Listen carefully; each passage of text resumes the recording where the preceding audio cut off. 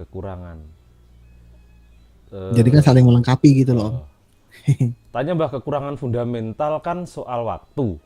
Mm-mm. Maksudnya berita yang kita peroleh kan ada selang waktu. Jadi mungkin kita masuk marketnya telat. Market udah ke trigger baru kita masuk. Solusinya bagaimana?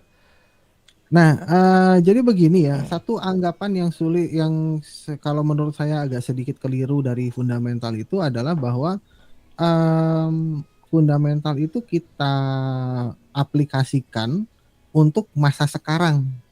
Itu kalau buat saya agak sedikit keliru. Kenapa? Karena tergantung kondisinya. Hmm. Kalau misalnya kita pakai itu untuk sebagai konfirmasi, itu kita bisa melihat fundamental untuk masa sekarang. Seperti contohnya misalnya, kalau sekarang kita lagi lihat, katakanlah rekan-rekan di sini lagi sell atau lagi buy dolar lah misalnya, katakanlah ya. Katakanlah Anda sedang buy dolar, kemudian Anda lihat berita bahwa Fed akan menaikkan suku bunga lebih agresif dan lain sebagainya. Itu merupakan konfirmasi untuk buy dolar yang sudah dilakukan. Tapi kalau misalnya untuk melakukan entry, dari sisi fundamental ini tugasnya adalah untuk melakukan forecast ke depannya. Jadi kalau misalnya rekan-rekan di sini menggunakan berita sekarang untuk melakukan entry, itu jelas pasti akan terlambat. Karena berita itu dari mulai munculnya si berita, kemudian diproses oleh si penulis beritanya, sampai muncul ke dalam pasar, itu kan butuh jeda waktu kan, ada delay-nya.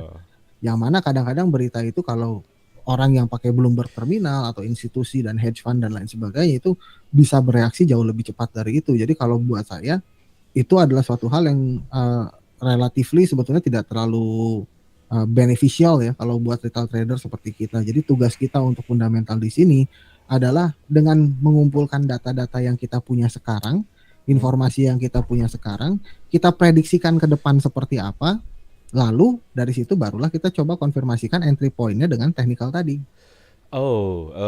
Jadi nggak lihat forecast sama aktualnya lalu buy stop sell stop trading news. Oh nggak jelas kalau lalu itu full margin MC. bukan kalau itu.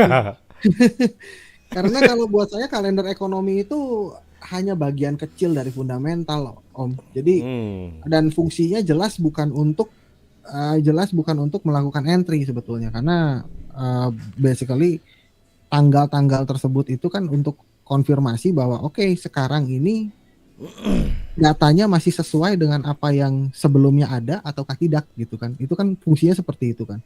Kayak misalnya data inflasi rilis gitu kan.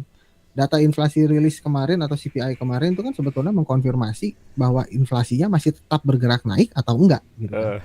Tapi tugas kita di sini sebetulnya memiliki sebuah plan untuk mendevise atau menyiapkan rencana bagaimana kalau inflasinya nanti mencatatkan angka yang lebih tinggi, apa yang harus saya lakukan? Bagaimana kalau ternyata inflasinya mencatat data yang lebih rendah, apa yang harus saya lakukan gitu.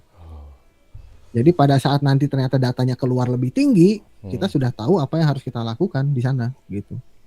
Atau bahkan mungkin bisa jadi kalau datanya benar-benar jelas misalnya probabilitasnya, ya kita bisa front running dengan melakukan pricing in duluan sebelum rilisnya gitu, dengan asumsi bahwa nanti data rilisnya akan sesuai ekspektasi kita walaupun itu lebih agresif sebetulnya jatuhnya.